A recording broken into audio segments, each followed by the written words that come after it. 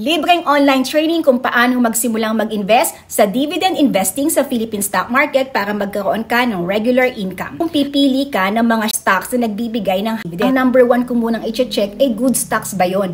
Ibig sabihin, kailangan mong i-check yung financial metrics ng mga stocks bago ka bumili. I-discuss ko na lang yan sa isang libreng online training dahil ang maganda kasi sa dividend investing, kapag nakita mo talaga yung stocks, mga magagandang stocks na nagbibigay ng dividends, pwede mo talaga itong maging source of income Kaya lang sa dividend investing, depende sa number of shares. For example, si Juan, meron siyang 100 shares. Si Joanne, meron siyang 50 shares.